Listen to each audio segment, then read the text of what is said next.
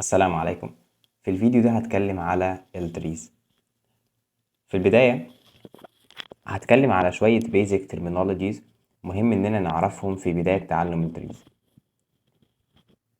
امتى بقول على الستراكشر اللي قدامي ده تري؟ مبدئيا كده التري is a connected acyclic graph. تعال نفهم الديفينيشن ده واحدة واحدة.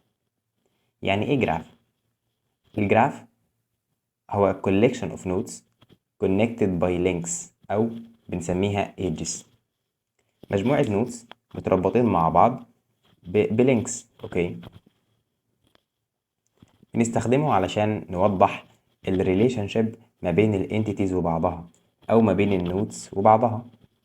ده مثال بيوضح الريليشن شيب بين بعض المحافظات في مصر.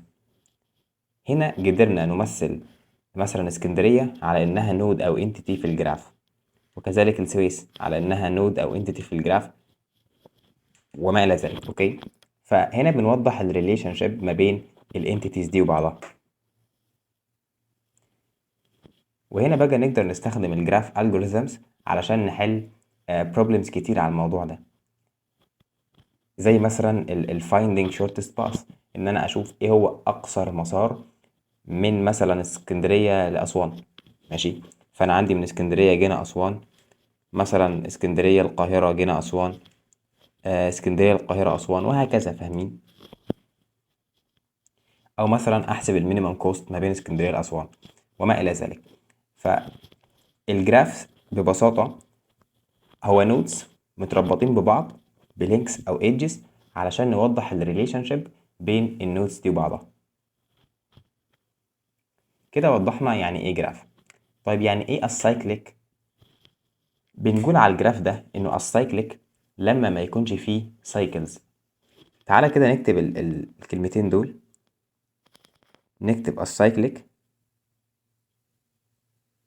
ونكتب سايكليك. لو انا عندي جراف مكون من 4 نودز،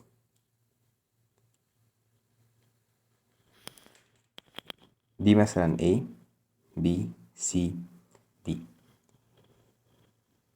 السايكل ان انا بعدي على نفس النود اكتر من مرة. هروح ل A B، بعد كده هروح ل C، بعد كده هرجع ل A تاني. فانا مشيت في مسار مغلق. في اللحظة دي عملت سايكل او لوب، فبنسمي الجراف ده سايكليك جراف. انما اسايكليك جراف او السايكليك جراف، اوكي، دي معناها ان هو ما فيهوش لوب او ما فيهوش سايكلز. فده معنى كلمة السايكليك جراف. يعني أنا لو سألتك هل الجراف ده عبارة عن السايكليك جراف، الإجابة لأ. ليه؟ لأن ممكن أروح من جنة لإسكندرية، ومن اسكندرية القاهرة، ومن القاهرة أرجع جنة تاني، فكده أنا مشيت في مسار مغلق، فده بنسميه سايكليك جراف. ولكن السايكليك جراف ده جراف بيكون مفيهوش لوبس، زي مثلا ده الشكل ده أو الشكل ده. فهو ده معنى السايكليك جراف. تمام كده؟ ممكن نرجع بس تاني كده. احنا فهمنا يعني ايه السايكليك جراف. يعني جراف ما فيهوش سايكلز، في الحالة دي نقدر نسميه سيمبل جراف. تمام كده؟ طيب يعني ايه connected؟ بنقول على الجراف ده connected if and only if there exists one path between every pair of nodes. ما بين اي 2 نودز في الجراف لازم يكون في طريق يوصل من النود دي للنود دي، علشان كده بنسميه connected graph. تعال نشوف الاشكال دي. مثلا الشكل ده، لو دي نود A ودي نود B، فانا هعرف اوصلهم ببعض. كده الجراف ده كونكتد، اي 2 نودز عليه بيوصلوا لبعض. انما الجراف ده disconnected جراف. لو انا عندي نود هنا A ونود مثلا هنا B، فمش هعرف اوصل ليهم غير لو كان في لينك او ايدج. اوكي، لكن الشكل ده مش هعرف. ده يعني جراف منفصل عن الجراف ده. فهو كل واحد فيهم ايوه كونكتد، ولكن هما الاتنين مع بعض disconnected جراف. فبنسمي الحالة دي اللي هي بنوضح فيها الكونكتيفيتي، او هل النودز متوصلة ببعضها ولا لا. وبكده يكون فهمنا الديفينيشن بتاع التري، ان التري is a connected acyclic graph.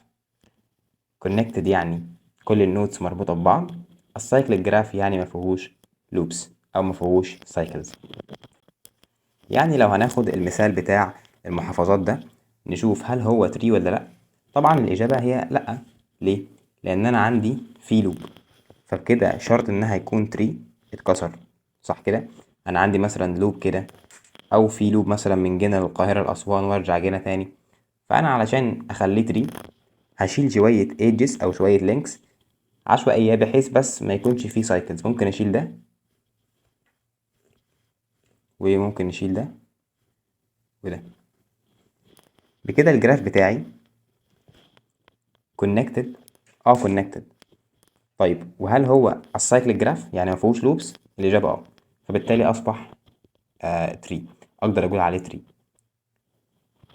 مش شرط خالص ان يكون شكله يعني شكل شجري كده اللي هو بالشكل ده مثلا،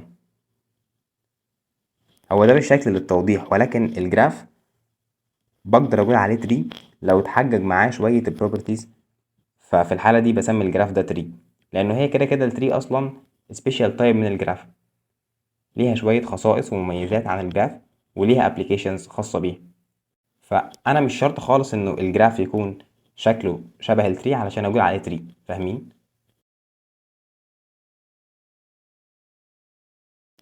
طيب لو الجراف اللي عندي كان تري يعني كونكتد واسايكليك، في الحاله دي في شرط ثالث لازم يحصل.